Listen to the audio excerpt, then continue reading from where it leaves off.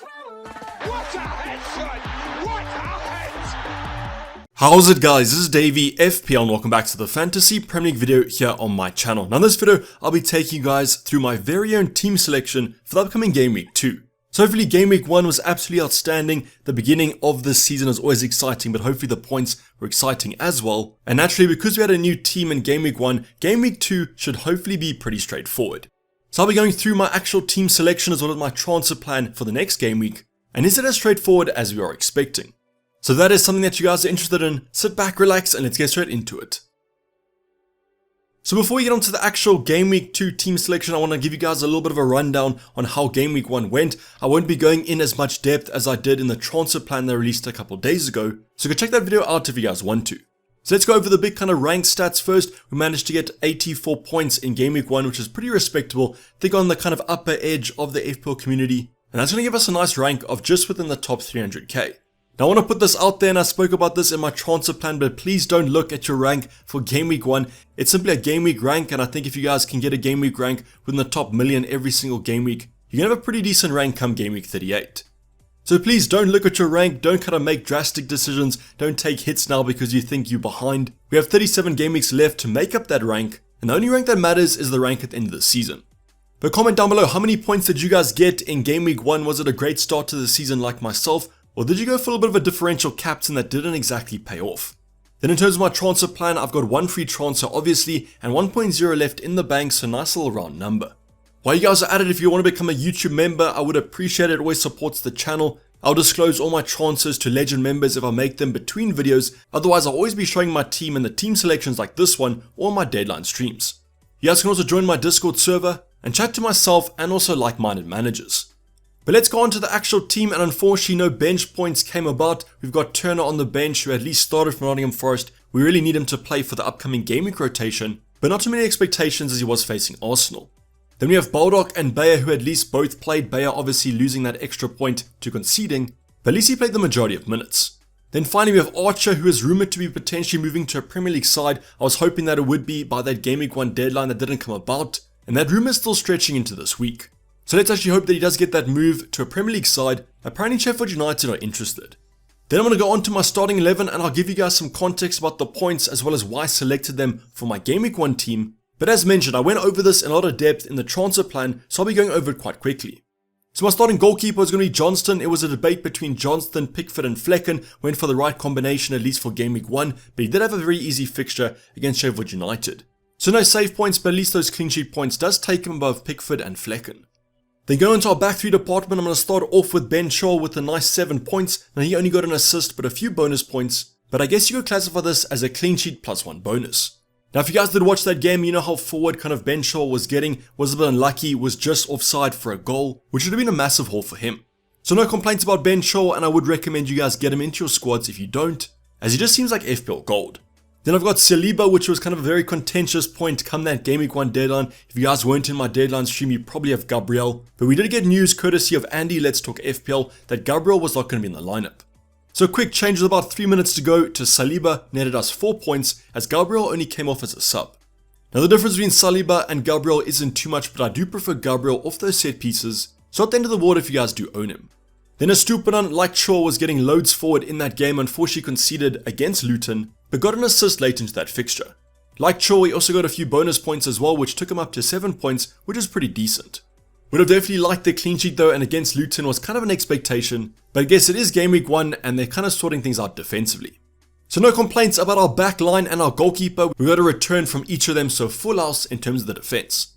Now we would have had a full house in terms of the rest of the team, but unfortunately that United game against Wolves on Monday was a little bit of a Debbie Downer, as both Bruno and Rashford only got 3 points. Now if you guys watched this game, unfortunately I had to kind of cast my eyes on it. I wanted to see if Rashford or Bruno would get me points, so I forced myself to watch a pretty bad United game. They just looked a little bit disjointed, don't really know what's happening. Under Ten Hag last season they looked pretty strong, but Game Week 1 definitely wasn't their game week. But I guess they still managed to get the dub 1-0 against Wolves, but I will say that if you are an Onana owner or a Luke Shaw owner, a little bit lucky to get the points after them not getting a penalty. But unfortunately I didn't own any kind of United defense, only owned the attack, and the attack was pretty bad. Now there's kind of a big debate about who to kind of take out if we're looking at bringing in a James Maddison. Currently Bruno or Rashford could be on the chopping block, but I'm willing to be a little bit patient with them. Then the rest of our midfield department going to go over in Bumo, a nice penalty, took it quite well, so nice to see that he is going to be on penalties, and that's quite an advantage in his favour. Now if you guys did go for Visa, he also ended up returning a goal, and also got more bonus points than in Bumo. But quite happy, didn't really think that Brentford were as attacking as they should have been, but I guess they were playing in Spurs, not the worst team in the world. Then our last two midfielders were a double up of Arsenal. I've got Saka and Martinelli, pretty happy with them. Martinelli could have got some more returns, but did get a lovely skillful assist. Then in terms of Saka, there's a reason why he's so tempered, just super consistent, and an absolute bang of a goal if you guys haven't checked it out. Now I would have probably liked more goals from this. I think 15 points was a little bit of an expectation against Nottingham Forest, especially because it was a home game. Then the final position of forwards going to start off with captain Erling Haaland, the maximum scorer in our team, so happy I captained him after getting 2 goals and 3 bonus points. Now this Burnley fixture was definitely one to target, but if you guys did go for Salah, you might have actually won, as your team looked pretty similar to mine. But let's see what happens with Erling Haaland versus Mo Salah in Game Week 2, because right now, Erling Haaland has the advantage. Nothing much more needs to be said about him. I think his ownership currently is about 90%, so if you guys are one of those 10%, you super maverick. And the final forward to go over is going to be Ollie Watkins. In my deadline stream, I was kind of contemplating going for João Pedro versus Ollie Watkins. Obviously, João Pedro came out to kind of trumps in this one, but I am quite confident in Ollie Watkins for the future game weeks. Now, I also want to mention here, if you guys did go for Nicholas Jackson from Chelsea, now why he might not be the best finisher in the world, was getting a load of big chances against Liverpool, so definitely keep the faith for that Game Week 3 fixture run. But as you guys can see on screen, the 84 points came from this starting 11. It would have been a full house of returns, except for the United assets, but as a Liverpool fan, I'm not too unhappy with that. But let me know how your team got on in Game Week 1. Was it 84 points? Was it more points? Less points? Are you happy with the start? And do you have actually any regrets about your starting 11? I think the only regret I might have is actually going for Ollie Watkins over someone like a Jackson. Maybe even a João Pedro would have been a better option, but I guess I'm going to give him Game Week 2 against Everton. So hopefully you guys don't have many regrets as well. Hopefully you're not wildcarding Game Week 2, but if you are, I'll discuss that in the Ultimate Guide tomorrow. So before we get on to the actual transfer plan, or at least my transfers that will be confirmed or I'm thinking about, I want to go over the actual team selection for Game Week 2. Now if you guys are new to this channel, I always do this in my team selection. The reason I do this is I want to give you guys some context about my current team, and then we can talk about the changes I could potentially make. So let's start off on our bench, and the bench is going to see kind of one change. It's going to be Johnston on the bench. He has Arsenal at home. Obviously I own Martinelli and Saka in my midfield department, so I'm almost hoping that Arsenal do score. So Johnston will be on my bench for this game week, but we'll come back for Game Week 3, as with that nice Turner rotation. Then the rest of the bench kind of picks itself. Baldock has Nottingham Forest away, not the worst fixture in the world, but don't really trust him to get many returns. And Sheffield United don't look that great. Then Bayer actually has a weird one. He has a blank game week. So yes, blank game week 2, Luton vs Burnley has been postponed. I think it's because of the Luton Stadium not being finished yet, but all you have to know is that your Luton and your Burnley assets will blank. At least you hopefully won't need Bayer to come off the bench, because if we do, we're going to be in a little bit of trouble. Then finally we have Archer still at Aston Villa. Hopefully he does find that transfer before the Game Week 2 deadline, as then if he has to come off, he at least will be playing. But if he doesn't, I guess a little bit of coverage there for Ollie Watkins, but I don't expect him to come off the bench. So we're on to our starting 11, and the reason I've benched Johnston is because Turner has a great fixture. Sheffield United at home, expect him to get a clean sheet here potentially, or at least some save points. So for me, it's a little bit of a no-brainer here between Johnston and Turner. Turner has the better fixture. I'd probably argue that he has the better fixture out of Pickford, out of Flecken probably as well. So I can see most managers actually starting with him. But the expectations aren't that high. I just think they're higher than Johnston, and that's why I'm going to go for him. Then let's go on to our back three that pretty much picks itself. We're going to go for Ben Shaw against West Ham away. A little bit of a tougher game here, a London derby. I can see both sides scoring, but I mean Ben Shaw gets so forward now, he's almost an attacker. Now what I will be watching out for in this fixture though is if Pochettino sticks with this kind of back five system, if Ben Shaw is going to play left wing off the ball, as if he does, he's absolute FPL gold. But even if it is going to be a back four or maybe a more conservative back five, he's still a great asset in FPL. Now the next option, Saliba against Crystal Palace. Now Saliba came out and said in the post-match conference that he's not actually back to full fitness, so I'm honestly just hoping that he starts against Crystal Palace away. Now while this might not be the best fixture in the world, I still think it's decent enough for Arsenal to get some returns, and unfortunately with Saliba it's going to have to be defensively because he's not too offensive. So let's just see what Arteta does with that backline, but in terms of Timber, he's out with quite a long-term injury, so Saliba and Gabriel should both play. Now I don't own Eze, so I'm actually hoping for kind of an Arsenal clean sheet here, as I obviously don't have him in my team. Then the final option is Stupinan against Wolves away. Now if you told me before Game Week 1 am I confident in this fixture, yes I am, but after seeing Wolves vs United, the confidence has gone down a little bit. Now Brighton aren't the most kind of secure defensive side, and losing kind of Caicedo and McAllister, I think has impacted the defense quite a lot. So let's just see what happens against Wolves, because this might be one of those games where Wolves plays well against United, then doesn't do anything against Brighton, and I'll be holding thumbs for that because then a stupid and hopefully he'll get a clean sheet. But like Chol gets so forward anyway, so at least he has those attacking returns to nullify the defensive returns. So let's see what happens. Then go on to midfield department. Going to start off with the man in the middle. Mbumo has Fulham away. Great fixture on paper. I'm actually pretty confident in Mbumo getting some returns. So let's hope for maybe a penalty and an assist. But no complaints with this fixture, to be honest. I think that Fulham last season were pretty bad defensively, but this season might be a different tale. All I know is that hopefully Mbumo does beat Leno. They got 12 points in game week 1, because if he doesn't, that's going to be quite disappointing. Then we're going to go on to our 2 double ups. Going to start off with the Arsenal one. We've got Saka and Martinelli against Crystal Palace away. Now Crystal Palace is actually a pretty decent defensive side, so I can't really see Arsenal scoring too many goals. But if they do, hopefully Saka and Martinelli are involved. Now there's so many attacking options for Arsenal at the moment, so let's see how Arteta sets up, as that'll be key for our transfers in game week 3, because if Martinelli is going to be benched, he might be a transfer out. Then talking about kind of transfers out, we got to the United assets against Spurs away. Rashford and Bruno, tough game for them on paper, but Spurs are conceding quite a few, so I'm expecting a bunch of goals in this one.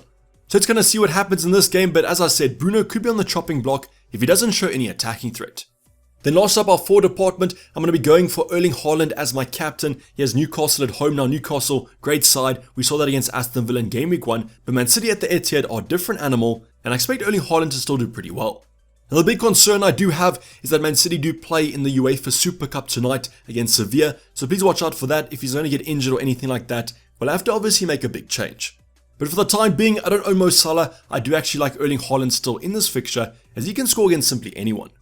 Then the final 4 to go over also has a home fixture. It's Ollie Watkins against Everton at home. Great fixture on paper. I'm hoping that he repays the faith we had in him, outperforms João Pedro, outperforms Nicholas Jackson, as that'll be exactly what I want. Now funnily enough, our goalkeeper and our forwards are the only players with home fixtures, so this could be quite a low scoring affair because as you guys know, home fixtures are simply better. But taking a look at the starting 11, I can't really imagine any moves that I really have to make. Yes, there might be some players with better fixtures, but at the current moment, I think banking a transfer might be the play. Comment down below, do you see any transfers that I could potentially make? I know in the transfer plan I suggested Maddison, Reece James, Nicholas Jackson, but I think for game week 2, the team looks fine.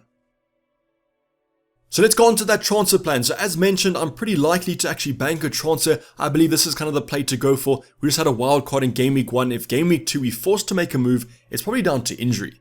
Now what I will add is that there's a potential move that I might make just depending on kind of the team selection news that we do get about, and that's going to be Reece James. So we spoke about Reece James in the transfer plan. I just believe a double up on that Chelsea defense isn't the worst thing in the world because Reece James and Shaw are getting so much forward. Now West Ham away isn't the best fixture in the world, but after that Luton and Nottingham Forest at home, those fixtures are simply too hard to miss. Now if I do want to bring Reece James in, can't really afford a bench upgrade, and therefore I could potentially take a stupid one out. Now the reason for this is that come kind of game week 4, Brighton's fixtures are very tough, so I might want to lose him, but he might not be the most optimal play. So the current defender that I think might be the most optimal to take out is actually going to be Saliba, especially after these comments of him potentially not being match fit. If he is benched on the weekend, is an easy transfer out, even though Arsenal have Fulham at home in game week 3. I just feel like Reece James, from that attacking point of view, even if the fixtures aren't that much better, even though they are better, that attacking threat far outweighs Saliba's. So this could be a move that I potentially make. I just want to put this out there, but pretty likely I postpone this to kind of game week 3, game week 4, as I just want to see if Reece James is actually back to full fitness. So at the current moment, just going to kind of refer to this that I'll probably be banking a transfer, but just stay tuned to the team selection coming up on Friday, 1 hour before the deadline, to catch the latest team as possible. But comment down below, what transfers are you guys making for game week 2, if any, or like myself, are you also banking a transfer? But this is basically going to wrap up the video, guys. Hope you guys did enjoy it. Please don't forget to like the video and subscribe if you haven't subscribed yet. Ultimate Guide dropping tomorrow, and then deadline stream coming up on Friday, so hope that I see you guys there. But I'm going to be signing off. This has been Dayvy FPL, and I'm out. Cheers, bye.